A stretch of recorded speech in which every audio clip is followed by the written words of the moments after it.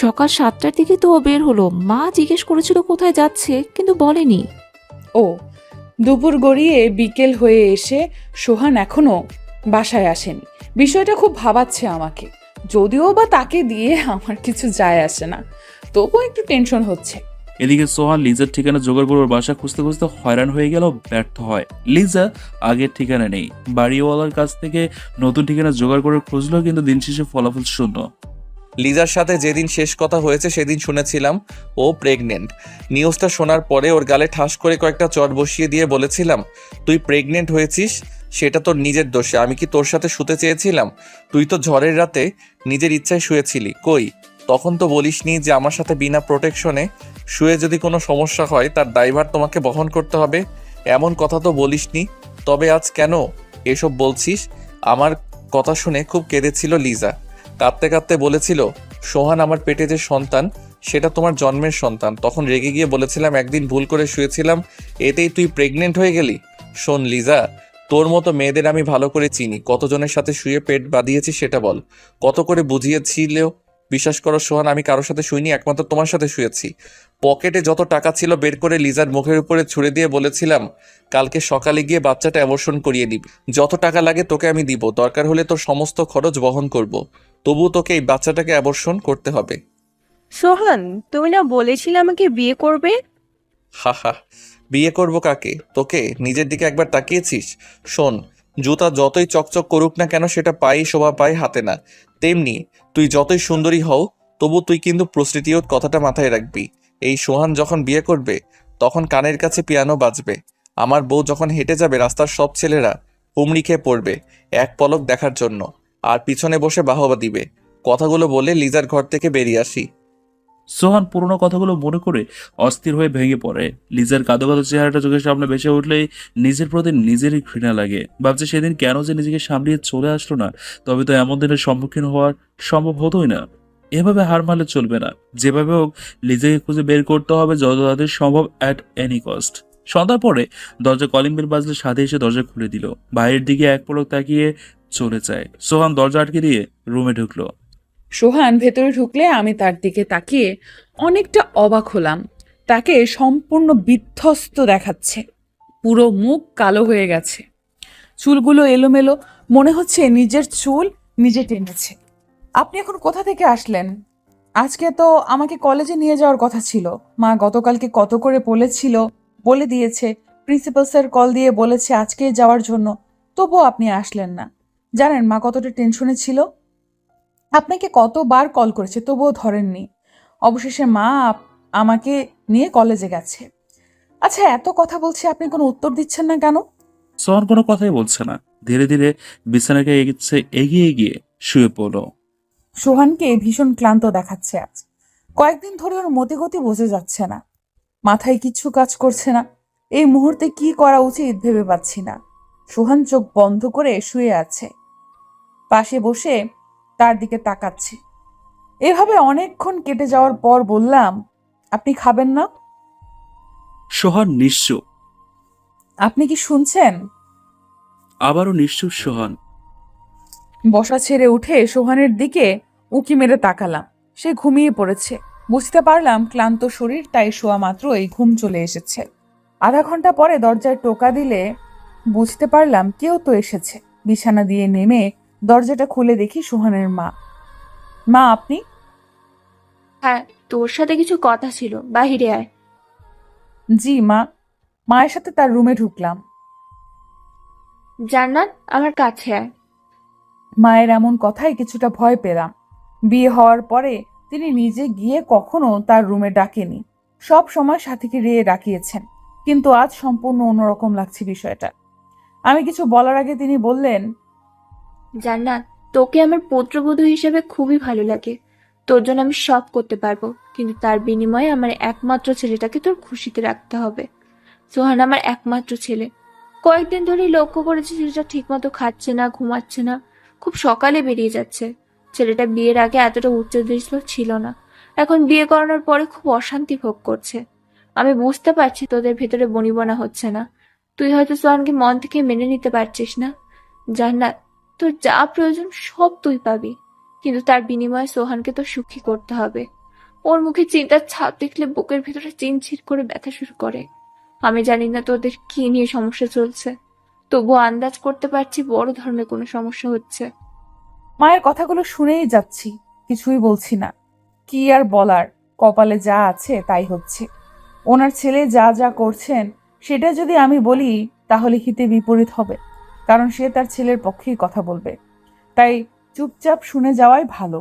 শাশুড়ি সব সময় নিজের সন্তানেরই সাপোর্ট করেন, কখনো পরের জিয়ের সাপোর্ট করে না। জান্নাত, তোকে কিছু বলছি, তুই শুনতে পাচ্ছিস না? জি মা, শুনছি। তাহলে চুপ করে আছিস কেন? উত্তর দে। কিছু বলার নেই। কিছু বলার নেই মানে? সোহানের সাথে যত বড়ই সমস্যা হোক না কেন, সবকিছু ভুলে গিয়ে নতুন করে জীবন শুরু কর। স্বামীকে সুখে রাখতে পারলেই সবকিছু সম্ভব। একটা মেয়েই পারে পুরুষকে ভালো করতে। নারীর জন্যই পুরুষেরা খারাপ হয়, এটা মনে রাখবি। তোর সংসার তুই নিজের মতো করে আগলে রাখবি। দীর্ঘশ্বাস নিয়ে জি মা বলে দাঁড়িয়ে রইলাম। সোহানের মায়ের মুখে হাসি ফুটে উঠেছে, মনে হচ্ছে খুব খুশি হয়েছে। আচ্ছা জান্নাত, আমি রুমে যাই। সোহান উঠলে খাবারগুলো ওভেনে দিয়ে গরম করে দিস। আর তরকারি ঠান্ডা সোহানের পছন্দ না। আরেকটা কথা, সোহানের পছন্দ অপছন্দগুলো জেনে নিস। কখনো ওর অপছন্দের কাজ করবি না, দেখবি সংসার ভালো চলবে। আচ্ছা মা। মা চলে গেলে আমি রুমে ঢুকলাম। সোহানের পাশে এক কোণে চুপ করে শুয়ে পড়লাম। সোহান এখনো ঘুমোচ্ছে। দুপুরে অল্প করে খাওয়াতে খুব খিদে পেয়েছে, কিন্তু তাকে রেখে একা একা খাওয়াটা ভালো দেখাচ্ছে না। আধা শোয়া অবস্থায় শুয়ে আছি। রাত তখন 2:30 বাজে। হঠাৎ ঘুম ভাঙলো আমার। চোখ মেলে তাকিয়ে দেখি সোহানের মুখের উপর মোবাইলের লাইটের আলো জ্বলছে। এত রাতে তিনি মোবাইলে কি করে? আপনি ঘুম থেকে উঠলেন কখন? আমার গলার আওয়াজ শুনে তড়িঘড়ি করে মোবাইলটা বালিশের নিচে লুকিয়ে রেখে বলল, এই তো একটু আগে। তুমি উঠে গেলে কেন? ঘুম ভেঙে গেছে। কিন্তু আপনি এত রাতে মোবাইলে কি করছেন? আমাকে দেখে মোবাইলটা লুকিয়ে রাখলেন কেন? কি আছে মোবাইলের ভেতরে? আবদা আবদা করে সোহান বলল, কি থাকবে মোবাইলে? কিছুই না। জান্নাত, আমার ভীষণ খিদে পেয়েছে। 1 কাপ কফির সাথে বিস্কুট আনবে প্লিজ? বিষয়টাকে খুব হালকাভাবে নিলাম। আপনি বসেন, আমি নিয়ে আসছি। রান্নাঘরে ঢুকে কফি বানিয়ে মগে ঢেলে পিরিচে করে বিস্কিট নিয়ে রুমে আসলাম। কফির মগটা হাতে দিয়ে বিস্কুটের পিরিচটা বিছানার পাশে রেখে রুমের লাইট জ্বালাতে যাব, তখনই সোহান বাদ সাধল। জান্নাত, কি করছো? লাইন জ্বালালে খেতে মজা নেই। তুমি এসে খাওয়া শুরু করো। অন্ধকারে খাওয়া যায়? কোথায় অন্ধকার? ডিম লাইটের আলোয় তো সমস্ত রুম আলোকিত হয়ে গেছে। এমন আলোয় খাওয়ার মজাই আলাদা। সোহান কফির মগে চুমুক দিচ্ছে আর বিস্কুট খাচ্ছে। কিছুক্ষণ পর পর এদিক ওদিক তাকাচ্ছে। খাওয়া শেষ করে সোহান শুয়ে পড়ল। আমিও সোহানের পাশে শুয়ে পড়লাম। মাথাটা ঝিমঝিম করছে। মনে মনে ভাবলাম যেইভাবেই হোক সোহানের মোবাইলটা চেক করতে হবে। পরের দিন সকালে সোহান ওয়াশরুমে ঢুকেছে। আমি নাস্তা রেডি করার জন্য নিচে যাব, তখনই সোহানের ফোনে মেসেজ আসলো। না চাইতেও সোহানের ফোনটা চেক করলাম। যখন তার উপর সন্দেহ হয় তখন চেক করে সন্দেহটা দূর করাই শ্রেয়। নিলয়ের নাম্বার থেকে মেসেজ এসেছে। সোহান, তুই তো এবার পুরোই ফেঁসে গেছে জানিস। খুব কষ্টে তোর আর লিজার মেসেজগুলো পেয়েছি। তুই যখন লিজার মেসেজগুলো ঢোকা দিছিলি তখনই মেসেজগুলোর স্ক্রিনশট আমাকে সেন্ড করেছিল। মেসেজটুকু পড়ে হাত পা ঠান্ডা হয়ে গেছে। তবে সোহানের ফোনে আজকে পাসওয়ার্ড ছিল না বলে দেখার সৌভাগ্য হলো। এরপরে নিচে যা দেখলাম তা দেখার জন্য মোটেও প্রস্তুত ছিলাম না। স্ক্রিনশটগুলো এমন ছিল। হাই জান, কোথায় তুমি? আমি তো অফিসে।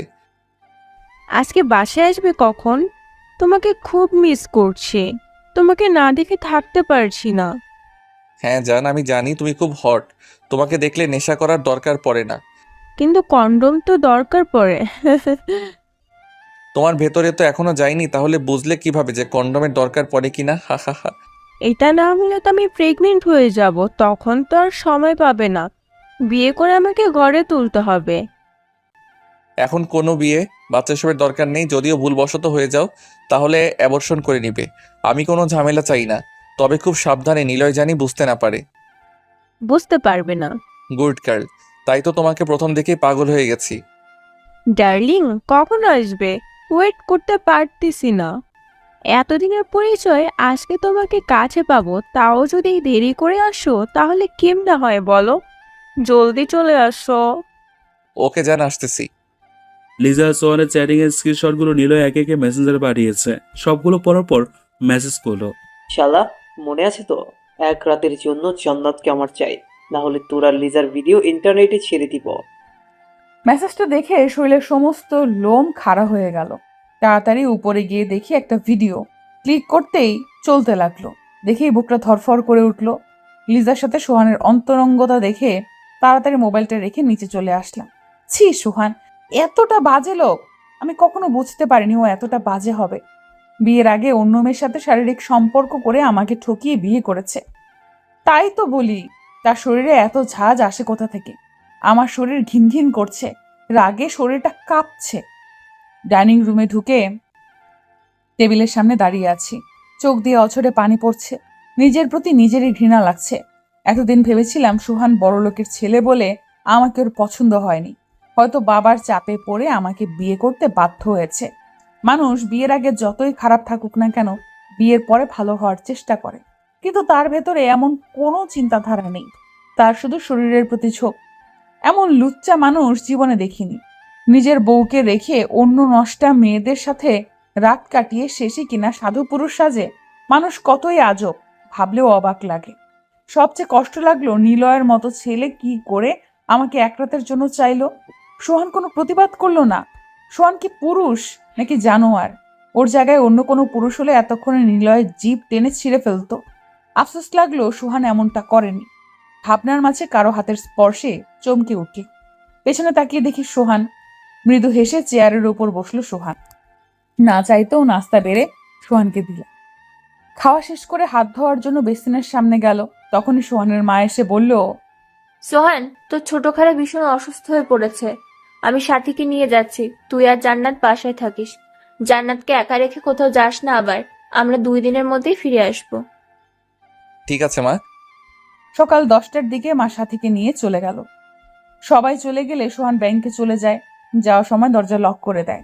সন্ধ্যার আগে দরজার লক খোলার শব্দে বুঝলাম সোহান এসেছে। আমি সোফার উপর বসে বসে টিভি দেখছি। রুমে ঢুকে আমার দিকে তাকিয়ে চুপচাপ নিজের রুমে ঢুকলো। হাত মুখ ধুয়ে বেরিয়ে এসে বলল, জান্নাত খিদে পেয়েছে, কিছু বানিয়ে দাও। টিভির রিমোটটা রেখে রান্নাঘরে ঢুকলাম। শর্টকাট কি বানানো যায় ভাবতে লাগলাম। হঠাৎ খেয়াল আসলো গরম গরম সবজি বড়া বানিয়ে নিলেই হয়। আমি তো এবারের কাজের লোক।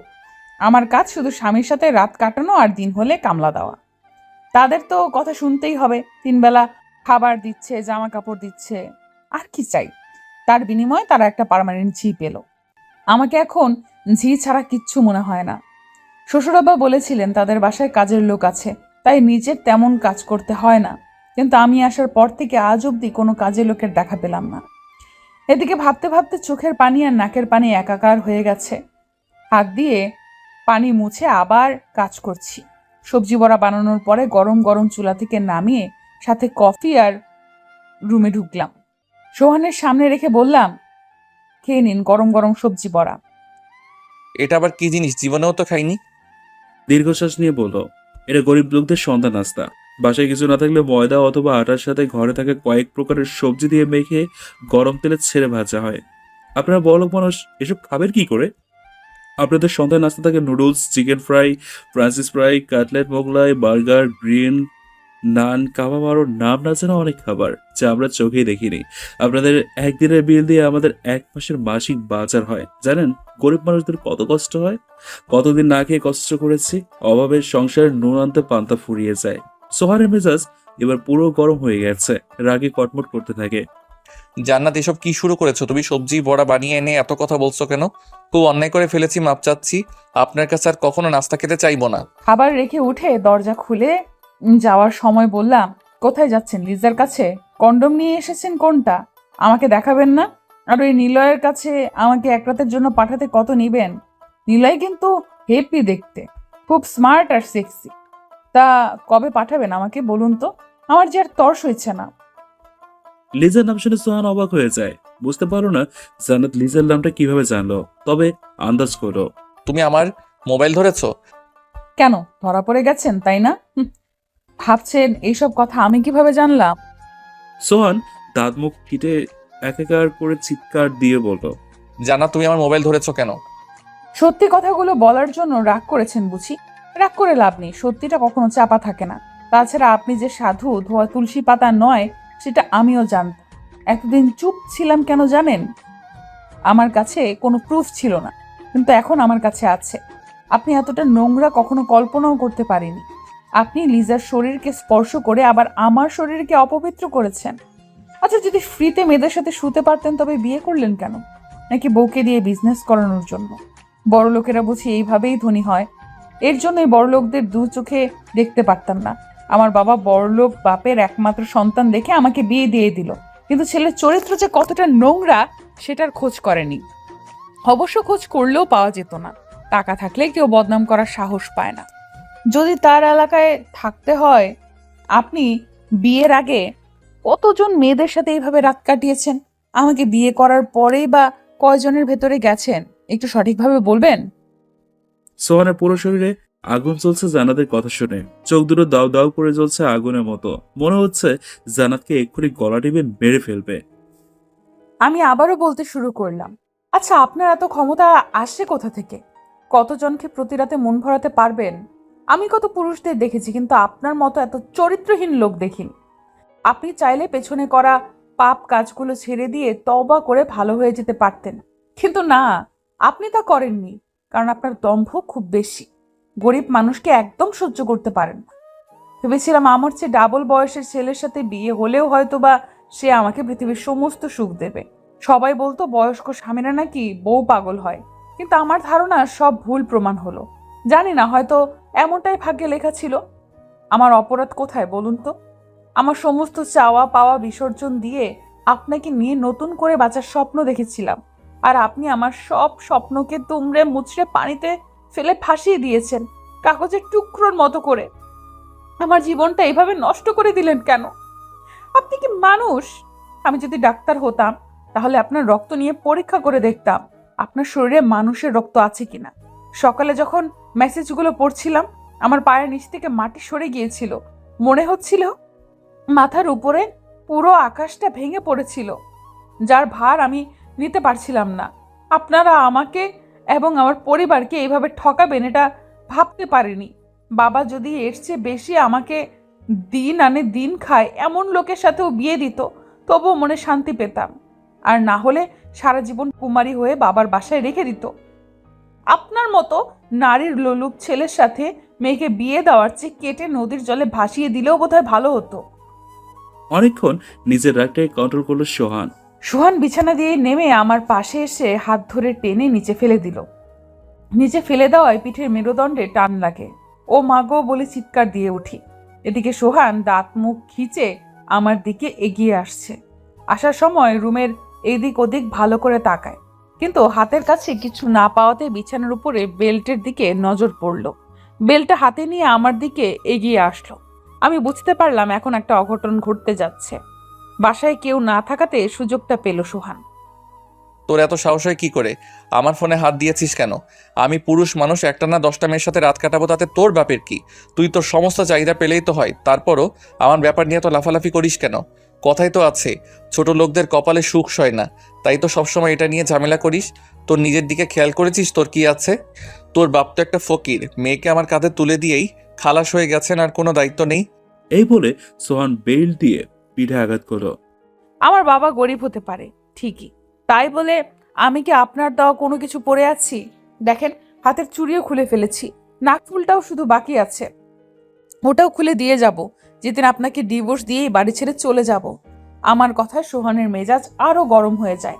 তারপর খেপে গিয়ে আবারও বেল্ট দিয়ে বাড়ি শুরু করে। ব্যথায় শরীর ঝলতে লাগলো, তবুও উফ শব্দটা পর্যন্ত করিনি। সোহান বেল্টটা ফ্লোরে ফেলে দিয়ে আমার দিকে এগিয়ে এসে চুল ধরে বলল, শোন, তোকে বিয়ে করেছি বলে এটা ভাবিস না যে তোর কথা মতো আমি উঠবো আর বসবো। তোদের মতো ফকিন্নির মেয়েরা আমার পকেটে থাকে। তোকে টাচ করতে গেলে তোর এত সমস্যা হয় কেন? তোর শরীরটা কি সোনা দিয়ে বাঁধানো নাকি যে ধরলেও ক্ষয় হয়ে যাবে? বিয়ে হয়েছে 1 বছর হয়নি, তার ভেতরে মুখ চালানো শুরু করে দিয়েছিস। তোর মুখ ভেঙে দিব। বিয়ের পরে শুনেছি তো গ্রামের ছেলেদের সাথে মাখামাখি করেছিস। আমি মনে হয় কোনো কিছু বুঝি না? তুই কি নিজেকে ভার্জিন মনে করিস? কয়জন ছেলের সাথে শুয়ে এসেছিস তাই বল, আমারটার হিসাব না হয় পরে দিব। তোদের মতো গ্রামের মেয়েদের আমার চেনা আছে, টাকার জন্য সব করতে পারে। এবার সোহানের কথায় আমার ভীষণ রাগ উঠছে। আপনি এত নিজ ভাবতেও অবাক লাগছে। আজকে নিজের চরিত্র ঢাকার জন্য আমাকে কলঙ্কিনী বানাচ্ছেন। হ্যাঁ, আমি 100 ছেলের সাথে শুয়েছি, আমি তো আপনাকে বলিনি আমাকে বিয়ে করেন, তবু গায়ে পড়ে বিয়েটা করলেন। এখন আবার ঝগড়া করছেন। সমস্যা কি আপনার? বিয়ে করে তো প্রতি রাতেই ইচ্ছামতো ভোগ করেছেন। এমন কোনো রাত নেই যে আপনি শান্ত ছিলেন। তাহলে এত বড় বড় কথা আসে কোথা থেকে? আমরা গরিব হতে পারি, কিন্তু আপনার মতো এত ছোট লোক না। আমাকে ছোট লোক বলার আগে নিজে কি সেটা একবার ভাবুন, তারপর না হয় আমাকে বলবেন। সোহান কথা বলার মাঝে গলটা উপরের দিকে চেপে ধরে চাপ দিয়ে বলল, তোকে এত করে বলার পরে মুখ চালাচ্ছিস, তোর গলাটা চেপে ধরি এখানে দম বন্ধ হয়ে যাবে। এটা বলে গলাটা ছেড়ে দিল। আমি সোহানের দিকে তাকালাম। সোহানের চোখ লাল হয়ে আছে। তারপর সোহান দেয়ালের সাথে নিজের হাতটাকে বাড়ি মারে। রাত তখন 4টা বাজে, ওদের রুমে ঝড় বয়ে যাচ্ছে। সোহান রুম থেকে বেরিয়ে যায়। সমস্ত শরীর ব্যথায় জ্বলছে, কোথাও হাত দিতে পারছি না। ওয়াশরুমে উঠে যাওয়ার মতো গায়ে কোনো শক্তি নেই। অনেকক্ষণ পরে ধীরে ধীরে বিছানা দিয়ে নেমে ওয়াশরুমে ঢুকলাম। ভালো করে চোখে মুখে পানি ছিটিয়ে বেরিয়ে এসে টান টান হয়ে বিছানার উপর শুয়ে পড়লাম। চোখ দুটো ঝাপসা হয়ে আসছে, বারবার তন্দ্রা দিচ্ছে। শুয়ে শুয়ে সিদ্ধান্ত নিলাম সোহানের সংসার আর করব না। ওর মতো লোকের সাথে এক ছাদের নিচে থাকা সম্ভব না। এতদিন অনেক ধৈর্য ধরেছি, দেখি ভালো হয় কিনা। কিন্তু না, সোহান ভালো হওয়া তো দূরের কথা, উল্টো আরো গায়ে হাত তুলে নিজেকে প্রতিষ্ঠিত করতে চায় তার চরিত্রকে। সকালে বাবাকে কল করে সব কিছু খুলে বলতে হবে। ড্রয়িং রুমের সোফার পাশে হাত পা মেলে দিয়ে সিগারেটের ধোঁয়া উড়াচ্ছে সোহান। মাথার ভেতরে সবকিছু ঘুরছে। এভাবে বসে থেকে বাকি রাত পার করে দিল সোহান। সকাল হওয়ার একটু আগে চোখ দুটো লেগে যায়। হঠাৎ করে সোহান চোখ খুলে তাকিয়ে নিজেকে সোফার পাশে আবিষ্কার করলো। হঠাৎ তার খেয়ালে আসলো রাতের কথাগুলো। তার মানে সারা রাত এখানে ছিলাম। বসা ছেড়ে উঠে তাড়াতাড়ি করে দৌড়ে রুমে ঢুকলো সোহান। সোহান আসলে আমার চোখ তার দিকে পড়তেই সাথে সাথে চোখ দুটো নামিয়ে নিলাম। এদিকে শরীরে প্রচন্ড পরিমাণে ব্যথা অনুভব হচ্ছে। সোহান কাছে এসে হাত ধরলে ছিটানি মেরে বললাম, আমার গায়ে একদম হাত দিবেন না, দূরে থাকেন আমার কাছ থেকে। আমি আপনার সংসার করব না, এতদিন অনেক সহ্য করেছি, আর না। সংসার করবো না বললেই হবে নাকি? আমাকে ছেড়ে কোথাও যেতে পারবে না। আমি ডিভোর্স চাই। কিসের ডিভোর্স? আমি কোনো ডিভোর্স দিতে পারবো না। আমার ঘর থেকে কোথাও যেতে পারবে না। আমাকে আপনার ঘরে রেখে তারপর নিলয়ের বিছানায় পাঠিয়ে দেবেন, এমন কোনো প্ল্যান করেছেন তাই না? আমি বেঁচে থাকতে এমনটা হতে দিব না। আমি কাল সকালে বাসে বাড়ি চলে যাব।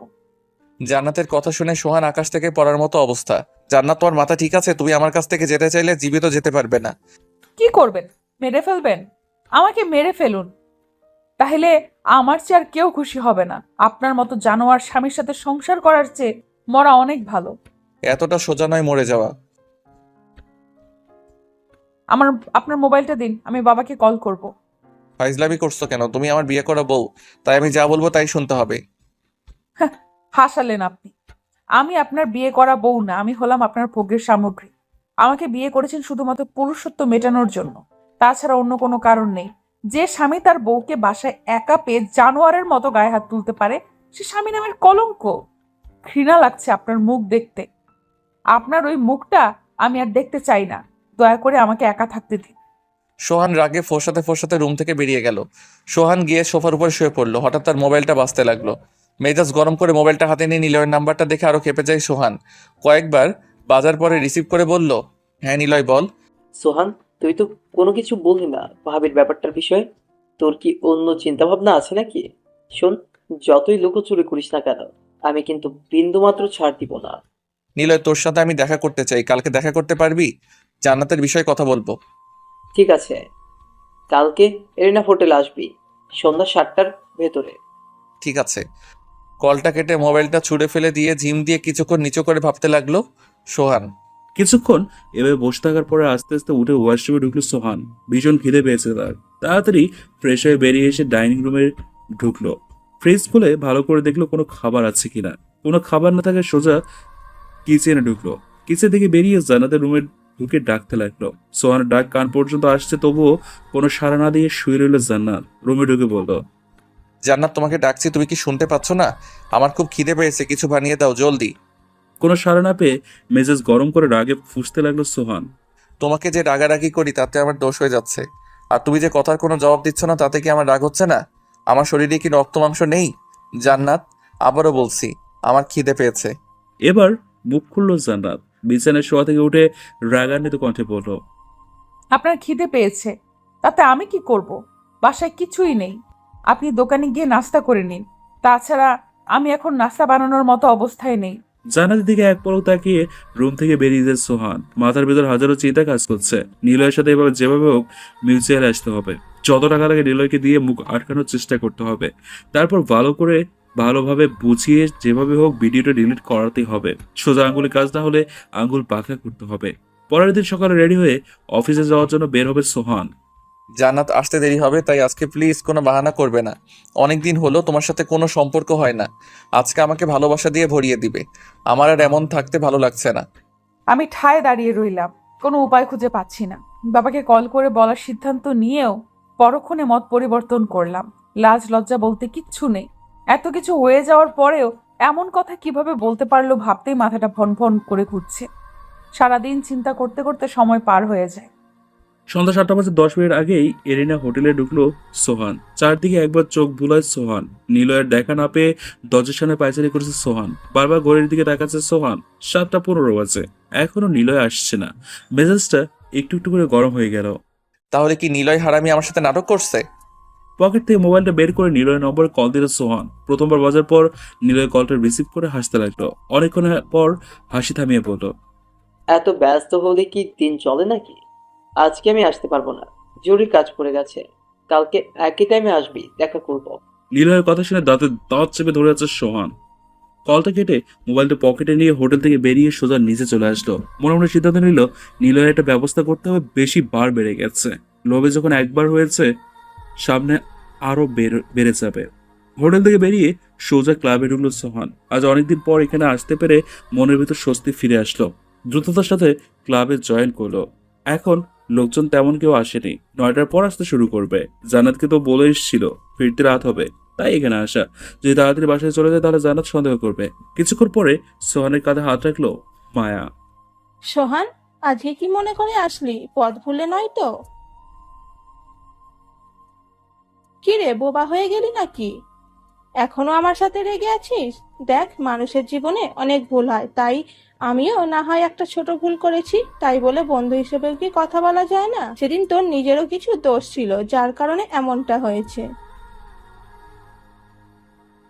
তুই কি কথা বলবি না? ঠিক আছে, তুই থাক তোর রাগ নিয়ে, আমি যাচ্ছি।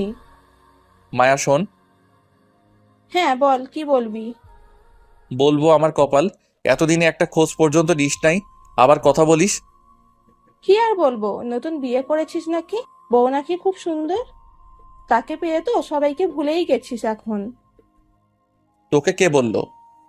যেই বলুক না কেন, আগে বল কথাটা সত্যি কিনা। হ্যাঁ সত্যি। মিষ্টি কোথায়? এখান থেকে বের হয়ে তারপর খাইয়ে দিব। আমি মিষ্টি খাবো না, আজকের বিলটা তুই দিয়ে দিস, তাহলেই হবে। হা হা করে হাসলো সোহান। বাহ, তোর মুখে হাসি দেখে ভালো লাগছে। অনেকদিন পর মায়ের সাথে জমে আড্ডা দিয়ে রাত 12:30টায় বাসায় ফিরল সোহান। দরজায় কলিং বেল চাপলে জান্নাত এসে দরজা খুলে দিলে চমকে উঠল জান্নাত। সোহান পুরো ঢুলছে। আদো আদো চোখে বলে উঠল, তুমি এভাবে পচা জামা কাপড় পরে আছো কেন? তোমার কি জামা কাপড় নেই? আপনি মদ গিলে এসেছেন? আমি কোথায় পচা জামা পরলাম? এটা তো নতুন। হ্যাঁ এসেছি, তাতে কি হয়েছে? কি হয়েছে মানে? এত রাতে বাড়ির ছেলে এভাবে মদ গিলে আসে নাকি? অনেকদিন পরে খেয়েছি, আমি রুমে যাচ্ছি, তুমি জলদি আসো। সোহান চলে গেলে জান্নাত বিছানায় গিয়ে শুয়ে পড়ল। একটু পরে ওয়াশরুম থেকে বেরিয়ে বিছানার উপর পা ঝুলিয়ে বসলো সোহান। জান্নাত টের পেয়েও কিচ্ছু বলেনি। জান্নাত, আই এম সরি। আসলে আমার মাথাটা গরম হয়ে গেছিল তুমি আমার মোবাইল ধরার কারণে, যাতে করে নিজেকে আর সামলাতে না পেরে গায়ে হাত তুলে ফেলেছি। ভুল হয়ে গেছে, ক্ষমা চাই। জান্নাত এবার রাগান্বিত হয়ে বলল, আপনার ক্ষমা আপনার কাছেই রাখুন। কতবার ক্ষমা চাইবেন? বারবার ভুল করবেন আর বারবার ক্ষমা করে দিব? এটা আমার পক্ষে সম্ভব না। তাছাড়া আমার কথা না হয় বাদই দিলাম, আপনার পুরো পরিবার এখন বাসায় নেই, সেই সুযোগে আপনি মদ গিলে এসেছেন। মা আপনাকে এত করে বলে গেল আমাকে একা রেখে কোথাও যেন না যান, তবুও আপনি গিয়েছেন। তাহলে এটা কি হলো? আপনি মায়ের আদেশ অমান্য করেছেন। প্লিজ আমাকে ডাকবেন না, আপনার সাথে আমার কথা বলতে ইচ্ছে করছে না। জান্নাত একদিকে মুখ ফিরিয়ে শুয়ে থাকে, কোনো কথাই বলছে না সোহানের সাথে। সোহান পাশে শুয়ে পড়ল, তারপর বারবার জান্নাতের দিকে আর চোখে তাকাচ্ছে। এক পর্যায়ে না পেরে বলে উঠল, এই জান্নাত ঘুমিয়ে গেছো নাকি? জান্নাত এইদিকে তাকাও প্লিজ। সোহানের কথা জান্নাত তার দিকে ঘুরে তাকায়। শরীরের ব্যথা কিছুটা কমলেও মনের ব্যথা এখনো ভরপুর। জি বলেন। জান্নাত এইভাবে রাগ করেছো কেন?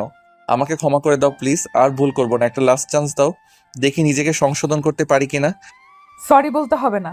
আমি কে যে আমার কাছে সরি বলবেন? সেদিন তো খুব করে মেরেছেন, আজ না হয় আর একটু মারেন। এই কথাগুলো বলে লজ্জা দিও না। প্লিজ, আমি ঘুমাবো। আচ্ছা, গুড নাইট। রাত প্রায় 2টো। জানালার আড়মোড়া দিয়ে অপর পাশ ফিরে দেখে সোহান তাকিয়ে আছে তারই দিকে। আপনি এখন সজাগ? তুমি আদর না করলে ঘুম যে আসবে না? বেশি ন্যাকামি হচ্ছে না? কিসের ন্যাকামি জান্নাত? এই যে বললেন আদর না করলে ঘুম আসবে না, এতদিন তো কখনো এমন কথা বলেননি, আজ হঠাৎ করে বললেন কোন স্বার্থে? সোহান কথার মাঝে জান্নাতকে তার দিকে টেনে নিল, তারপর জান্নাতের চুলগুলো সরিয়ে ঘাড়ে আলতো করে চুমু দেয়। জান্নাত সোহানের চুমু স্পর্শে কেঁপে ওঠে। সোহান জান্নাতের দুর্বলতাকে কাজে লাগিয়ে ঠোঁট দখল করে নিল। জান্নাত কিছু বোঝার আগেই সোহান জান্নাতের মাঝে ডুব দিল। কোনো বাধা দেওয়ার সুযোগ পেল না জান্নাত। রাত 6:45 বাজে। সোহান ক্লান্ত হয়ে হাত পা মেলে দিয়ে ঘুমিয়ে পড়ল। জান্নাত নিজের কাপড় ঠিকঠাক করে সোহানের পাশে শুয়ে পড়ল। চোখ দিয়ে পানি পড়ছে তার। কি করবে কিছুই বুঝতে পারছে না। এমন একটা পরিস্থিতিতে পড়েছে যেখান থেকে বের হওয়ার কোনো সুযোগই নেই। হঠাৎ জান্নাতের খেয়াল আসলো আজকে তো কোনো প্রোটেকশন ইউজ করেনি, তাহলে কি হবে এখন? যদি প্রেগনেন্ট হয়ে যায় তাহলে তো সমস্যা হয়ে যাবে। যার সংসার করার ইচ্ছে নেই তার জন্মের সন্তানকে কিভাবে নিজের পেটে ধরবে সে? তার দেওয়ার সন্তানকে, বাচ্চাকে নষ্ট করার মতো পাপ কাজ দুনিয়াতে একটাও নেই। সোহান তো ঘুমিয়ে পড়েছে। রাতে কি করেছে হয়তো সকালে ভুলে যাবে। কালকে সব কথাগুলো মনে করে দিতে হবে, না হলে বড় ধরনের সমস্যা হলে ঝামেলায় পড়ে যাবে। সবকিছু ভাবতে ভাবতেই জান্নাত ঘুমিয়ে পড়ল। সকালবেলা ঘুম থেকে উঠে চোখ মেলে তাকিয়ে পাশে সোহানকে দেখতে না পেয়ে অবাক হলাম। ঘড়ির দিকে তাকিয়ে দেখি 9:15 বাজে। এত বেলা হয়ে যাওয়াতে শোয়া ছেড়ে ধর্মর করে বিছানা দিয়ে নেমে ওয়াশরুমে ঢুকলাম। কিছুক্ষণ পর বেরিয়ে এসে রুমে দাঁড়ালাম। তারপর রুম থেকে বের হয়ে সোহানকে খুঁজতে লাগলাম গতকাল রাতের কথাটা বলার জন্য। সমস্ত ঘর খোঁজার পরেও সোহানকে না পেয়ে কিছুটা হতাশ হলাম। মানুষটা এত সকালবেলা কোথায় গেছে? নিজের কাছে ফোন না থাকার কারণে জানতে পারলাম না তিনি কোথায় গেছে। দরজার কাছে গিয়ে দেখলাম বাহির থেকে লক করা। বুঝতে বাকি রইল না যে সোহানের কারসাজি এটা। অনেকটা অবাকও হলাম যে তিনি যাওয়ার একবারও না বলে গেলেন কিভাবে। নিজের রুমে এসে পায়চারি করছি, কেন জানি ভালো লাগছে না। এদিকে পেটে ক্ষুধাও লেগেছে, কিন্তু রান্না করে খেতে ইচ্ছে করছে না। একটু পরে দরজার লক খোলার শব্দে বুঝতে পারলাম সোহান এসেছে। অনেকক্ষণ পরেই সোহান রুমে ঢুকলো, গলাটা কক করে কাশি দিয়ে এদিকে এসে ট্রেটা বিছানার ওপর রাখলো। জান্নাত হাত মুখ ধুয়েছো? কি হলো? আমি কিছু জিজ্ঞেস করছি, উত্তর দিচ্ছ না কেন? একটু পরে বললাম, কিছু বলবেন? নাস্তা কিনে এনেছি, খেয়ে নাও। খাবো না। কেন খাবে না? এমনি। সোহান এবার বিছানার ওপর বসে মাথাটা ধরে পড়ল। আমার উপরে রাগ করেছো? আসলে আমি তোমার সাথে খারাপ ব্যবহার করতে চাই না, তবু কেন জানি হয়ে যায়। আমি রাগকে কন্ট্রোল করতে পারি না। কেন জানি বর্তমানে নিজেকে পাগল মনে হয়, হুটহাট রাগ করা। তবে সবচেয়ে বড় বিষয়টা হলো ইদানিং গায়ে হাত তোলা। জান্নাত, বিশ্বাস করো আমি চাই না তোমাকে মারতে, কিন্তু কেন জানি হয়ে যায়। তুমি আর কখনো আমার মুখে মুখে কথা বলবে না। হঠাৎ সোহান বলল, জান্নাত, কালকে রাতে মনে হয় প্রোটেকশন নাওনি। প্লিজ এমনটা করো না। আমি এত তাড়াতাড়ি বেবি নিতে চাই না। জবটা ছেড়ে নতুন জব নিয়ে তার 5 বছর পরে বেবি নেওয়ার চিন্তা ভাবনা করব। তাছাড়া তোমার পড়াশোনা চলাকালে নিলে অনেক ক্ষতি হবে পড়াশোনার। আমি কি বলছি তুমি বুঝতে পারছো? এমনিতে অনেক ঝামেলার ভেতরে আছি, তাই এটা নিয়ে কোনো ঝামেলা করতে চাই না। ঝামেলা মানে? কিসের ঝামেলা? উফ জান্নাত, তুমি শুধু মুখ চালাও। জানো, বন্দুকের গুলির চেয়ে কথার আঘাত ছুরির চেয়েও ধারালো। তোমাকে বুঝিয়ে বলার পরেও তুমি শুধু প্রশ্ন করো, যার কারণে প্রচুর রাগ ওঠে। আপনি বেবি নেওয়াটাকে ঝামেলা বলছেন কেন? বিয়ে করে রাতের পর রাত আমার সাথে শুতে পারবেন আর বেবি হলে সেটাকে মানবেন না? এটা কি ধরনের কথাবার্তা? শোনেন, একটু আগে আপনি যা বললেন আমি মুখ চালাই বলে আপনার রাগ উঠে। রাগ কি শুধু আপনার একার? আমার কি রাগ নেই? আপনি যে কথাটা বললেন এটা একজন স্বামীর কথা নয়। আসলে আপনি বিয়ে করেছেন শুধু ভোগ করার জন্য, বেবি হলে ঝামেলা গ্রহণ করার জন্য নয়। তুমি এসব আমাকে বলে কোনো লাভ হবে না। আমি কারো কথা মতো চলি না, নিজের যা বুদ্ধি আছে সেই মতো চলি। হ্যাঁ, সেটা তো ঠিকই। আপনি রাতভর আমাকে নিয়ে ফুর্তি করতে পারবেন, প্রয়োজন হলে বন্ধুর বিছানায় পাঠাতে পারবেন, আর বাচ্চা কনসেপ্ট হলে সেটাকে মেনে নিতে পারবেন না। একটা বাচ্চা হলে তো আপনার মান সম্মান ডুবে যাবে। সবাই বলবে ওই তো অমুকে বাপ যায়। তাহলে তো মেয়েদের নিয়ে ফুর্তি করতে পারবেন না। আমি জানতাম আপনি লুচ্চা, কিন্তু আপনি যে জাত লুচ্চা সেটা জানতাম না। মেয়েদের শরীর ছাড়া কিচ্ছু বোঝেন না। তার চেয়ে একটা কাজ করেন, আমাকে ডিভোর্স দিয়ে দেন, তাইলেই আপনার এ ধরনের কোনো চিন্তা করা লাগবে না। নিশ্চিন্তে সব করতে পারবেন। প্রতিদিন পতিতালয়ে যাবেন আর নতুন নতুন মেয়েদের শরীর উপভোগ করবেন। তুমি কি চাচ্ছ আমি তোমার সাথে না শুই? ঠিক আছে, শুলাম না। শোয়ার জন্য অনেক মেয়ে আছে। টাকা দিলে মেয়েদের অভাব আছে নাকি? মা আসুক, তারপর তোমার একটা ব্যবস্থা করব। আপনি এইসব কথা বলতে পারলেন? সোহান কোনো উত্তর না দিয়ে রুম থেকে বেরিয়ে গেল। আমি তো ঠায় দাঁড়িয়ে রইলাম। আমি একজন স্বামী চেয়েছিলাম, কিন্তু এমন স্বামী নয়। সোহান শুধুমাত্র আমার শরীরের টানে আমার কাছে আসে। কি বলে গেল এসব? বাচ্চাটা নাকি ওর একটা ঝামেলা, টাকা দিলে অনেক মেয়ে পাওয়া যায়। এইসব বলে কি বোঝাতে চাচ্ছে? তার কাছে আমার কোনো মূল্য নেই। সব কিছু মাথার উপর দিয়ে যাচ্ছে। কষ্টে বুকের ভেতরটা হাহাকার করছে। চিৎকার করে কাঁদলে বোধ হয় কষ্টটা কমে যেত।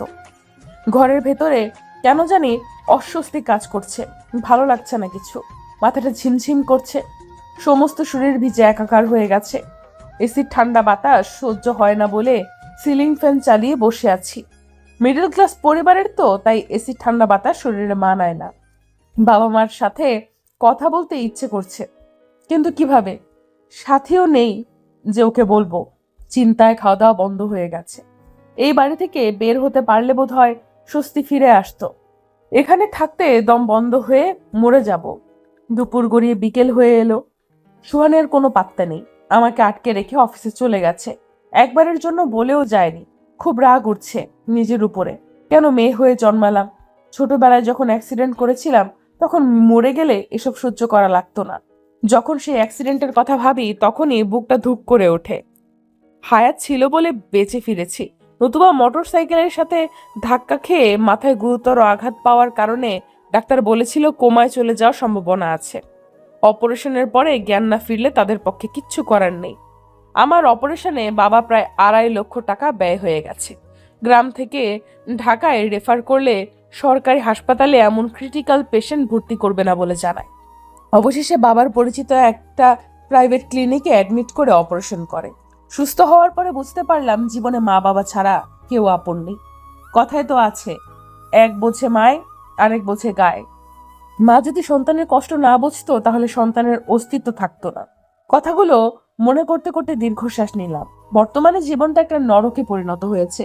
চাইলেও এই নরক থেকে বের হতে পারবো না, কিন্তু এখান থেকে যেইভাবেই হোক বের হতে হবে, না হলে আমি বাঁচবো না। কিন্তু কিভাবে বের হব কোনো উপায় খুঁজে পাচ্ছি না। সোহান তো বলে গেল মা আসলে আমার একটা ব্যবস্থা করবে, কিন্তু কি সেটা খুব জানতে ইচ্ছে করছে। দুপুরে কিভাবে রান্না করে নাকে মুখে খেয়ে শুয়ে পড়লাম। দুপুরে কোনোভাবে রান্না করে নাকে মুখে খেয়ে শুয়ে পড়লাম। চোখ বন্ধ করলে চোখের সামনে সবকিছু ভেসে ওঠে। তবুও চোখ বন্ধ করে ঘুমানোর চেষ্টা করলাম। রাতে সোহান বাসায় এসে ফ্রেশ হয়ে খাবার খেয়ে রুমে ঢুকলো। আমি জানলার গ্রিল ধরে দাঁড়িয়ে আছি। সোহানের উপস্থিতি টের পেয়ে মুখটা ঘুরিয়ে তার দিকে তাকালাম। দেখলাম তার মুখটা অন্ধকার হয়ে আছে। শার্টটা ভিজে পানিতে চুপচুপ করছে। খুব চিন্তিত মনে হচ্ছে। তাকে জিজ্ঞেস করার জন্য মুখ খুলতে গিয়ে আবারও বন্ধ করলাম। অনেকক্ষণ বসে আছি চেয়ারের উপরে। এবার আর চুপ করে দাঁড়িয়ে থাকতে পারলাম না। আপনার কি শরীর খারাপ? এভাবে ঘামাচ্ছেন কেন? কি হলো? কথা বলেন। জান্নাত, তোমার সমস্যা কি? আমার সামনে থেকে যাও, না হলে মেজাজ গরম হলে সমস্যা হয়ে যাবে। মুখ ভেঙচি কেটে চলে গেলাম ড্রয়িং রুমে। সোফার উপরে বসে টিভি দেখছি। অনেকক্ষণ টিভি দেখতে দেখতে কখন যেন সোফার উপরে ঘুমিয়ে পড়লাম। যখন ঘুম ভাঙলো তখন নিজেকে বিছানার উপরে আবিষ্কার করলাম। ঘড়ির দিকে তাকিয়ে দেখি রাত 4টে বাজে। তখন মনে পড়লো আমি তো সোফার উপরে ছিলাম, তাহলে রুমে আসলাম কিভাবে? পরে বুঝতে পারলাম সোহান হয়তোবা নিয়ে এসেছে। এমন ঘুম ঘুমালাম যে টেরই পেলাম না কখন আমাকে নিয়ে এলো। সোহানের দিকে পাশ ফিরে কিছুক্ষণ তাকিয়ে আবার চোখ বন্ধ করে শুয়ে পড়লাম। মাথাটা হঠাৎ করে ঝিমঝিম করছে। কয়েকদিন ধরে হাজারো চিন্তা মাথার ভেতরে ঘুরপাক খাচ্ছে, যার কারণে রাতে ঘুমাতে পারছি না বলে মাথা ব্যথা করছে। সোহানের মা আসার অপেক্ষা করছি। তিনি এলে তার ছেলের সমস্ত বিষয় তুলে ধরবো। নিজের ছেলেকে নিয়ে এতদিন অন্ধের মতো বিশ্বাস করে গেছেন, কিন্তু আসলে যে তার ছেলে কত বড় নোংরা মেন্টালিটির বলে বোঝানো যাবে না। বাবার সাথে কথা বলাটা খুব জরুরি, কিন্তু কিভাবে? এত কিছু ভাবতে ভাবতে চোখ দুটো লেগে গেল। সকালে ঘুম থেকে উঠে সোজা ওয়াশরুমে ঢুকলাম। ফ্রেশ হয়ে বেরিয়ে রুমে এসে বিছানার দিকে তাকিয়ে দেখি সোহান ঘুমাচ্ছে। রুম থেকে বেরিয়ে রান্নাঘরে ঢুকে চুলায় চায়ের পানি দিয়ে 1 কাপ চা করলাম। লিকার হয়ে গেলে মগে ঢেলে দাঁড়িয়ে দাঁড়িয়ে চা খেলাম। ছটপট আটা দিয়ে 4টে পরোটা বানিয়ে গতকালকের রান্না করা তরকারি আর ডিম পোচ করলাম। হটপটের ভেতরে পরোটা সহ ডিম রেখে সোফার উপরে ফ্যান ছেড়ে বসলাম। প্রচন্ড গরম পড়েছে, শ্বাস করার মতো বিন্দুমাত্র সুযোগ নেই। ইচ্ছে করছে ফ্রিজ খুলে ঠান্ডা পানি বের করে ঢকঢক করে খেয়ে ফেলি, তাতে যদি অস্বস্তি কাটে। কিছুক্ষণ সোফার সাথে হেলান দিয়ে শুয়ে আছি। হঠাৎ সামনের দিকে চোখ পড়তেই সোহানকে দেখে চমকে উঠলাম। সোহান শার্ট পরে দরজার কাছে এসে বলল, আমি নাস্তা আনতে যাচ্ছি, তুমি বসো। নাস্তা আনতে যাওয়া লাগবে না, আপনি টেবিলে বসেন, আমি নাস্তা দিচ্ছি। সোহান বিস্ময়কর দৃষ্টিতে তাকিয়ে রইল, তারপর বলল, জান্নাত, তুমি কি নাস্তা বানিয়েছো? জি, কখন? একটু আগে। তুমি এই সকালবেলা নাস্তা বানিয়েছো? সকাল কোথায়, প্রায় 8টা বাজে। যাই হোক, একই কথা। আপনি মোবাইলটা আমার কাছে দিবেন, আমি একটু বাবার সাথে কথা বলতাম, অনেকদিন বলা হয়নি। সোহান কিছুক্ষণ চুপ থেকে বলল, কয়েক ঘন্টা অপেক্ষা করো, আমি তোমার জন্য বিকেলবেলা একটা মোবাইল কিনে নিয়ে আসবো। টাচ ফোন কি ইউজ করতে পারো? কখনো করিনি, তবে চেষ্টা করলে পারবো। মানুষ পারে না এমন কোনো কাজ নেই। ঠিক আছে, তাইলে বিকালে পেয়ে যাবে। এখন জলদি নাস্তা দাও, খেয়ে ব্যাংকে যাব। সোহানকে নাস্তা বেড়ে সামনে দিলাম। সোহান পরোটা ছিঁড়ে ছিঁড়ে ডিম দিয়ে খাচ্ছে। মায়ের সাথে কি কথা হয়েছে? তারা আসবে কবে, কিছু বলেছে? কথা তো হয়েছে, কিন্তু আসার কথাটা জিজ্ঞেস করতে মনে ছিল না, আজকে কল করে জিজ্ঞেস করে দিব। সোহান খাওয়া শেষ করে হাত ধুয়ে তারপর কুলি করে রুমে ঢুকলো। একটু পরে রেডি হয়ে বেরিয়ে এসে বলল, জানাত, আমি যাচ্ছি, তুমি সাবধানে থেকো। সোহানের কথাগুলো শুনে আমি তো পুরোই মেরে চমকে গেলাম। বিয়ের পরে এই প্রথম সোহান এমন কথা বলল। সোহান দরজা লক করে চলে গেল। নাস্তার টেবিলের পাশে দাঁড়িয়ে বেশ অনেকক্ষণ চিন্তা করলাম সমস্ত বিষয় নিয়ে, কিন্তু মাথায় কিছুই কাজ করছিল না। দুপুরে খাওয়া দাওয়া করে শুয়ে পড়লাম ঘুমানোর উদ্দেশ্যে, কিন্তু ঘুম তো আসছে না, মাথাটাও ঝিমঝিম করছে। বিছানার উপরে এপাশ ফিরছি তো ওপাশ, কিছুতেই ঘুম আসছে না। সোহানের মতিগতি ভালো লাগছে না। সোহানকে আমার কাছে সাইকো মনে হচ্ছে। হঠাৎ মনে পড়লো রাতের প্রোটেকশনের ব্যাপারটা তো সোহানকে জানানো হয়নি। সন্ধ্যার পরে সোহান রুমে এসে আমার হাতে মোবাইলের প্যাকেট ধরিয়ে দিল। জান্নাত, এই নাও, তোমার জন্য ফোন কিনে এনেছি। প্যাকেটটা হাতে নিয়ে তো অবাক হয়ে গেলাম। তিনি তার কথা ঠিক রেখেছেন। একদিন তো বলেছিলেন মেয়েদের ফোন ব্যবহার করার পক্ষে সে নয়, তবে হঠাৎ কি এমন হলো যে সে নিজে থেকে ফোন কিনে দিতে চাইলো এবং যেই বলা সেই করা। খুব অবাক হয়ে তাকিয়ে রইলাম তার মুখের দিকে। সোহান তার মাকে কল দিল। আসসালামু আলাইকুম মা, কেমন আছেন? বাবা, সাথী কেমন আছে? ওয়ালাইকুম সালাম। আলহামদুলিল্লাহ, সবাই ভালো আছে। জান্নাত কোথায়? এই তো আমার পাশে আছে। জান্নাতের কাছে দিয়ে কথা বলবো। সোহান ফোনটা আমার কাছে এগিয়ে দিল। ফোনটা কানের কাছে ধরে হ্যালো বলতেই মা বলল, জান্নাত, কেমন আছিস? কোনো খোঁজ খবর নাই, মায়ের কথা কি একবারও মনে পড়েনি? পড়েছে তো মা, কিন্তু আমার তো ফোন নেই। কথা বলার সময় সমস্ত শরীরে তীব্র থেকে তীব্রতর ব্যথা করছে, তবুও কাউকে বুঝতে না দিয়ে স্বাভাবিকভাবে কথা বলতে লাগলাম। মা, আপনিও তো একটিবারও কল করে কথা বলেননি, আপনিও তো ভুলে গেছেন। আমি যখন তোকে চেয়েছি সোহান বলেছে হয় তুই ঘুমাও, না হলে সোহান অফিসে। আমি বারবার করে বলে গেলাম তোকে একা রেখে যেন কোথাও না যায়, তবুও সোহান গেছে। বিষয়টা আমার মোটেও পছন্দ হয়নি। যাই হোক, আমারই ভুল হয়েছে, তোকে একটা মোবাইল কিনে দিলে ভালো হতো, তাহলে এত ঝামেলা লাগতো না। মা, আপনারা কবে আসবেন? আল্লাহ বাঁচালে কালকে আসবো। ঠিক আছে মা। কথা বলা শেষ হলে সোহান ফোনটা নিয়ে অন্য রুমে চলে গেল। আমি গম্ভীর হয়ে চুপচাপ বসে রইলাম। সোহানের মা আসলে সবকিছু বলে স্বামীর সংসার ছাড়বো। এমন স্বামীর ঘর করতে মন চাচ্ছে না। একটু পর সোহান রুমে এসে আমার পাশে বসে বলল, জান্নাত, মোবাইল পছন্দ হয়েছে? দীর্ঘ সময় নিয়ে বললাম, পছন্দ আর অপছন্দের কিছুই নেই। জীবনে মোবাইল তো ইউজ করিনি, তাই জানিও না যে মোবাইল কেমন হয়। তাছাড়া আপনি যখন নিয়ে এসেছেন অবশ্যই ভালোই হবে। ভিতরে সিম ভরা আছে, তুমি এখন তোমার বাবার সাথে কথা বলো। অবাক হয়ে সোহানের দিকে তাকালাম। আরেকটা কথা, বাবার সাথে কথা বলো ঠিক আছে, তবে আমার বিপক্ষে কোনো কথা বলবে না। তোমার আর আমার ভেতরে যা আছে সেটা স্বামী স্ত্রীর ব্যাপার, বাইরের কারোর সামনে বলা যাবে না। সোহানের কথা শোনার পরে কি উত্তর দিব বুঝতে পারলাম না। মাথার ভেতরে শুধু একটা বিষয় কাজ করছে, সোহানের সাথে একসাথে থাকা সম্ভব না। হঠাৎ সোহানের ফোনটা বেজে উঠল। স্ক্রিনের দিকে তাকিয়ে অপরিচিত নাম্বার দেখে অনেকটা বিস্মিত হলো সোহান। কয়েকবার বাজার পরে কলটা রিসিভ করে কাপা গলায় বলল, হ্যালো, কে? আপনি কি সোহান বলছেন? নিলয় আপনার কি হয়? নিজের নাম শুনে আরও চমকে গেল সে। আপনি কে বলছেন? বলল, নিলয় আমার বন্ধু হয়, কিন্তু আপনি আমাকে সব জিজ্ঞেস করছেন কেন? কোনো সমস্যা হয়েছে? জি, নিলয়ের খুন হয়েছে। কে যেন নিলয়কে খুন করে লাশটা জঙ্গলে ফেলে দিয়ে গেছে। নিলয়ের খুন হয়েছে মানে? কথাটা বলি জোরে চিৎকার দিয়ে উঠল সোহান।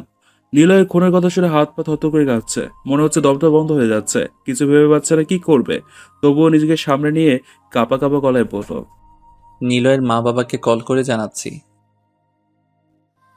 আসার কথা শুনে আরও কাঁপা কাঁপা গলায় বলল, ঠিক আছে, আমি কিছুক্ষণ পরে আসছি। সোহান মোবাইলটা রেখে দিয়ে সিম মেরে দাঁড়িয়ে আছে, মাথা বেয়ে দরদর করে ঘাম পড়ছে। জান্নাত সোহানের দিকে আর চোখে দেখে অনেকক্ষণ কিছু জিজ্ঞেস না করে শুধু তাকিয়ে তাকিয়ে দেখছে সোহানকে। জান্নাতের বলার জন্য মুখ খুলবে তখনই সোহান বলল, জান্নাত, নিলয় খুন হয়েছে। কি বলেন, কিভাবে? জানি না, এইমাত্র কেউ একজন কল করে বলল যে নিলয় খুন হয়েছে। আমাকে ঘটনাস্থলে যেতে বলেছে। আপনার কি মাথা খারাপ হয়ে গেছে? চেনা নেই জানা নেই আপনাকে কল করে নিলয়ের খুনের কথা বলবে কেন? আপনি একটু চিন্তা করে দেখুন তো, এটা কি আদৌ সম্ভব? নিলয়ের খুন হয়েছে মানলাম, কিন্তু তারা আপনার নাম এবং নাম্বার কোথায় পেল? বিষয়টা একটু কেমন রহস্য লাগছে না আপনার? হুট করে কারো খুনের কথা পুলিশকে না জানিয়ে আপনাকে জানাবে কেন? আপনি তো নিলয়ের কিছুই হন না তাহলে। যেখানে বাবা মাকে জানানোর কথা সেটা না করে আপনাকে বলল, আমার কাছে সন্দেহজনক লাগছে। আরেকটা কথা, নিলয়ের মা বাবা যদিও মৃত্যুর খবরটা না পায়, তাইলে আপনি নিলয়ের বাবার কাছে কল দিয়ে পুরো ঘটনাটার সত্যতাটা যাচাই করুন। একজন অপরিচিত লোক আপনাকে যেতে বললেই আপনি যাবেন, এটা কেমন কথা? যদি আপনাকে ফাঁসানোর চেষ্টা করে তাহলে কি করবেন? মানুষকে বিশ্বাস করতে নেই, দিনকাল ভালো না। যদি আপনার পুরনো কোনো শত্রু হয়ে থাকে তাহলে তো সমস্যায় পড়বেন। জান্নাতের কথাগুলো শুনে সোহান পুরো অবাক হয়ে যায়। কি বলবে কিছুই বুঝতে পারছে না। জান্নাতের কথা জোর আছে এটা মানতে হবে, তবুও জান্নাতকে কিছু বুঝতে না দিয়ে চুপ করেই কিছুক্ষণ নিজে নিজে ভাবলো, জান্নাত, তোমার কি সত্যি মনে হয় কেউ আমাকে ফাঁসানোর জন্য এমনটা করছে? আমি তো কারো কোনো ক্ষতি করিনি। হয়তোবা। আসলে আজকাল বোঝা যায় না কে সত্যি বলছে আর কে মিথ্যা। আপনার কাছে মনে হচ্ছে কারো ক্ষতি করেননি, কিন্তু তার কাছে মনে হয়েছে আপনি তার ক্ষতি করেছেন। বিষয়টা এমনও হতে পারে আমি শুধু ধারণা করলাম মাত্র। সত্যি যে এমন হবে এটা বলা যায় না। যাই হোক, আমার যেটা মনে হয় বললাম, বাকিটা আপনার ইচ্ছা। ঠিক আছে। সোহান সোজা হাঁটা শুরু করলো রান্নাঘরের দিকে। আমিও ফ্যাল ফ্যাল করে তার পথের দিকে তাকিয়ে রইলাম। একটু বাদে হাত ভর্তি মগ নিয়ে রুমে ঢুকলো সোহান। এখন সোহানকে কিছুটা হলেও স্বাভাবিক মনে হচ্ছে। মানুষটার সাথে বিয়ের এতদিন পরেও তাকে চিনতে পারলাম না, এটা খুবই দুঃখজনক হলেও সত্যি। কিন্তু ভাগ্যের লেখন বদলানো যায় না, এটা চিরন্তন সত্য। সোহান রুমে ঢুকে মগটা এগিয়ে দিয়ে বলল, নাও, কফি খেয়ে শরীরটা চাঙ্গা করে নাও। হাত বাড়িয়ে কফির মগটা হাতে নিলাম। মগে চুমুক দিতে দিতে বললাম, আপনার কি মনে খুশির দোলা লেগেছে নাকি? এতক্ষণ মনমরা হয়েছিলেন আর এখন পুরো চাঙ্গা, কাহিনী তো কিছুই বুঝলাম না। সব ঠিকঠাক আছে তো, নাকি মাথার ভেতরে অন্য কিছু ঘুরছে? হ্যাঁ, সব ঠিক আছে, তুমি কফি খাও। কফি খাওয়া শেষ করে মগটা টেবিলের উপরে রেখে মোবাইল চাপতে লাগলো সোহান। অনেকটা বিরক্ত লাগছিল আমার। ততক্ষণে সোহানের ফোন আবারও বেজে উঠল। স্ক্রিনের দিকে তাকিয়ে চোখ দুটো বড় হয়ে গেল, মনে হচ্ছে ভূত দেখার মতো অবস্থা। স্ক্রিনের উপরে নিলয়ের নাম্বারটা ভেসে উঠেছে। তোতলাতে তোতলাতে বলল, এ কি, নিলয়ের নাম্বার থেকে কে কল করেছে? একটু আগে তো বললো নিলয়ের নাকি লাশ পাওয়া গেছে। তাহলে কি নিলয়ের আত্মা কল করেছে? সোহান কথাগুলো বলছে আর ভয়ে ভয়ে কাঁপছে। এবার আর বসে থাকতে পারলাম না। ফোনটা নিজের হাতে নিয়ে হ্যালো বলতেই অপর পাশ থেকে একজনে বলল, নিলয় যে কোনটা হয়েছে সেটা তো সোহানকে কনফার্ম করে বলা হয়েছে, তবুও লাশটা দেখার জন্য আসলো না কেন? বন্ধুর লাশ দেখতে না এসে পারলো কিভাবে? মানুষ তো মানুষের জন্য, কিন্তু সোহান এত বড় পাষাণ হইল কিভাবে? লোকটির কথা থামিয়ে বললাম, কে আপনি? তাছাড়া সোহান নিলয়কে দেখতে যাবে কি যাবে না সেটা তার একান্ত নিজস্ব ব্যাপার। আপনি এতে নাক গলানোর কে? শোনেন, লাশ পাওয়া গেছে তো সেটা সোহানকে বারবার বলছেন কেন? পুলিশকে ইনফর্ম করেন, তাইলে তারা এসে সবকিছুর ব্যবস্থা করবে। শুধু শুধু একটা মানুষকে হয়রানি করার কি আছে? ওয়েট ম্যাডাম, আপনি কি বলছেন বুঝতে পারছেন? আমি সোহানকে হয়রানি করতে যাব কেন দুপকে? আমার তো আর তাই পড়েনি, সবকিছু একটা লিমিট আছে। ঘটনাস্থলে সোহানের চশমা পেয়েছি, তাই বুঝতেই তো পারছেন সোহান সন্দেহ তালিকায় পড়েছে। পুলিশে জানানোর আগে সোহানের সাথে কথা বলাটা দরকার, শেষে হিতে বিপরীত হবে। আপনি এত নিশ্চিত হয়ে কি করে বলছেন যে চশমাটা সোহানের?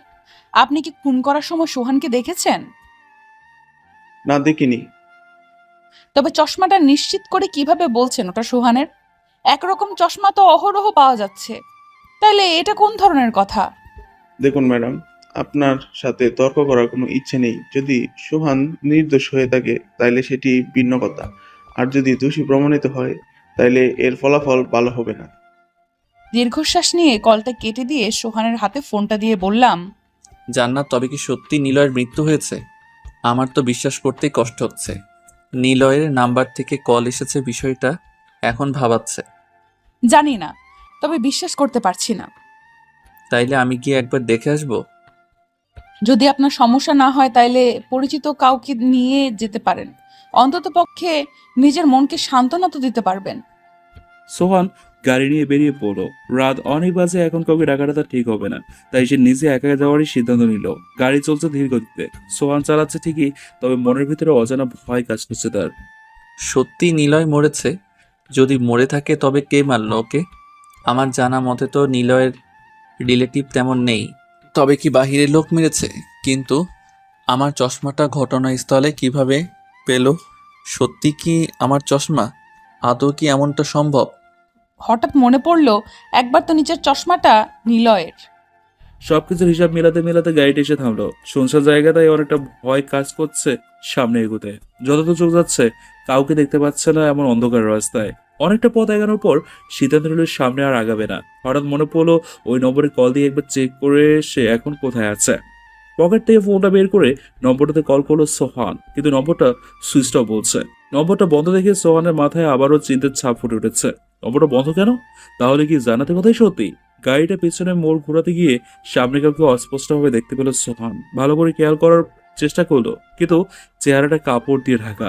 দেখতে দেখতে গাড়ির একদম কাছাকাছি চলে এসছে। সোহান ভেবে পাচ্ছে না দরজা খুলবে কি খুলবে না। সোহানের বলার অপেক্ষা না করে লোকটি গাড়ির গ্লাসের টোকা দিল। সোহান দরজাটা খুলতে বাইরে বের হয়ে বলল, কে আপনি? আমাকে আপনি চিনবেন না, আমি আপনাকে ভালো করেই চিনি। আপনাকে খুন করার জন্য আমাকে সুপারি দেওয়া হয়েছে। নিজের খুনের কথা শুনে সোহানের চেহারার রং পাল্টে গেল। ভয়ে সমস্ত শরীর শিউরে উঠল। রাস্তার সামনে দাঁড়িয়ে এপাশ ওপাশ চোখ করে দেখে জঙ্গলে ভরপুর, কোথায় ভালোভাবে বুঝতে পারছে না। গাড়িতে হাত রাখতে গেলে লোকটি হাতের উপর তার হাত রাখে। সোহান মনে মনে ভাবতে লাগলো, এবার বুঝি তার জান শেষ। এই জঙ্গলে মেরে ফেলে দিলে তার লাশেরও কোনো খোঁজ থাকবে না। লাশটা শকুন শিয়ালরা ছিঁড়ে ছিঁড়ে খাবে। কথাগুলো ভাবতে পারছে না। ভাবতে গেলে বুকের বাঁ পাশে চিনচিনে ব্যথা করে। সোহান পালানোর জন্য পা বাড়াবে, তখনই পেছন থেকে কেউ এসে মাথার উপর বাড়ি মারে। সোহানের চোখ ঝাপসা হয়ে আসে, চোখ দুটো বন্ধ হওয়ার উপক্রম হয়ে যায়। ধপাস করে তার দেহটা মাটিতে লুটিয়ে পড়ে। মাটির উপরে শুয়ে পড়াতে তার সমস্ত শরীর কাঁপতে থাকে। পেছন থেকে কেউ অট্ট হাসিতে মেতে ওঠে। হাসিতে মেয়ে কি যেন বলছে, কিন্তু সোহান বুঝতে পারছে না। কণ্ঠস্বরটা সোহানের কানে আসতে লাগলো। মনে হচ্ছে কণ্ঠটা খুব পরিচিত, কিন্তু উঠে দাঁড়ানোর মতো শক্তি তার মাঝে নেই। সোহানের জ্ঞান ফিরে সে নিজেকে হসপিটালে বেডে আবিষ্কার করলো। আধো চোখে আস্তে আস্তে তাকিয়ে রুমের চারদিকে চোখ বুলিয়ে নিজের মাকে দেখে কিছুটা স্বস্তির নিঃশ্বাস নিল। বেঁচে আছে সেটা ভেবে খুশিতে আত্মহারা হয়ে যাওয়ার মতো অবস্থা। সোহানের জ্ঞান ফিরে আসাতে সোহানের মায়ের মুখে হাসি ফুটে উঠেছে। দাঁড়ানো থেকে বেডের উপরে বসে মাথার চুলগুলো টেনে দিচ্ছে সোহানের শরীরটা ব্যথায় জ্বলছে, ব্যথায় ছিঁড়ে যাচ্ছে। চোখ যেন ঝাপসা এসছে। সোহানের কপালে টপ করে পানি ফোঁটা পড়ছে।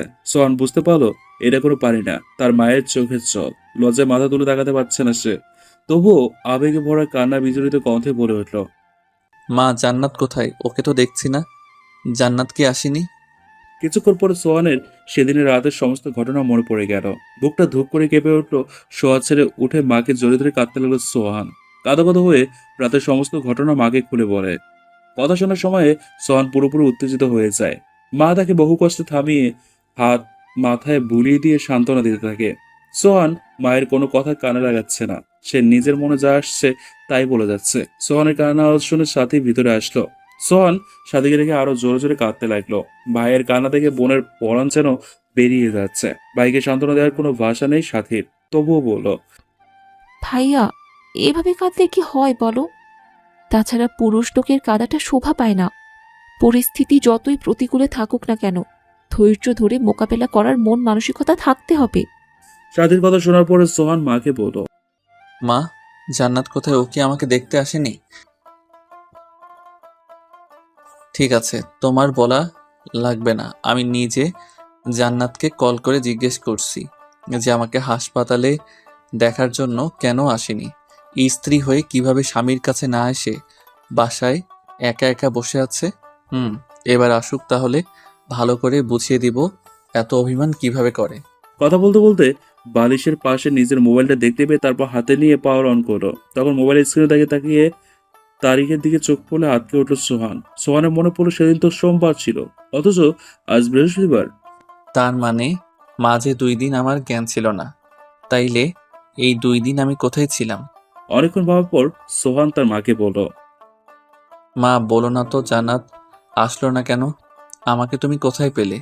আমার তো কিছুই মনে পড়ছে না। আমি কেমন করে হসপিটালে আসলাম?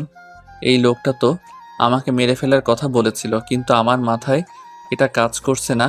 আমাকে ওরা কেন মারতে চেয়েছিল?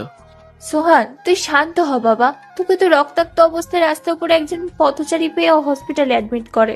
তোকে যখন হসপিটালে আনা হয়, তখন তোর বন্ধু রবিন তোকে দেখতে পেয়ে সাথে সাথে আমাকে ইনফর্ম করে। রবিনের কল পেয়ে আমরা ছুটে আসি হসপিটালে। 2 দিন তোর কোনো হুঁশ ছিল না। ডাক্তার বলেছিলেন যদি জ্ঞান না ফেরে তাহলে তুই কোমায় চলে যেতে পারিস। খুব ভয় পেয়েছিলাম, আর আল্লাহর কাছে একটাই ফরিয়াদ করেছিলাম, যেন আমার বুক থেকে তো কেড়ে না নেয়। আল্লাহ আমার দোয়ার কবুল করেছেন, তাই তার দরবারে লক্ষ লক্ষ শুকরিয়া জানাই। সোহান এবার আর শুয়ে থাকলো না। নামাজের পা বাড়াতে গেলে সাথী বাদ সাধলো। ভাইয়া, তুমি নামছো কেন? শুয়ে থাকো। ডাক্তার তোমাকে পুরো 1 মাস বেড রেস্টে থাকতে বলেছে। তোমার শরীর থেকে এতটাই রক্ত পড়েছে, সেটা পরিমাপ করা যাবে না। সোহান ফেলফেল করে তাকিয়ে আছে। সাথীর দিকে তাকিয়ে থেকে বলল, জান্নাত আমাকে দেখতে আসলো না কেন? ও সুস্থ আছে তো? সাথী সোহানের হাত ধরে কাঁদো কাঁদো স্বরে বলল। ভাইয়া, গলাটা যেন আটকে আসছে সাথীর। সাথীকে সান্ত্বনা দিয়ে বলল, কাঁদছিস কেন বোন? কি হয়েছে? ভাবি তো আজকে সকালে চলে গেছে। জান্নাত চলে গেছে মানে? কি বলছিস এসব? জান্নাত কোথায় গেছে? মা, সাথী এসব কি বলছে? জান্নাত কোথায় চলে গেছে? সাথী ঠিকই বলেছে, জান্নাত তার বাবার বাসায় চলে গেছে। সেখানে গিয়ে কিছুদিন পর তোকে ডিভোর্স লেটার পাঠিয়ে দেবে। মা, তুমি এসব কি বলছো? জান্নাত আমাকে ছেড়ে চলে যেতে পারে না। তুমি বলো মা, তুমি যা বললে সব মিথ্যা বলেছো।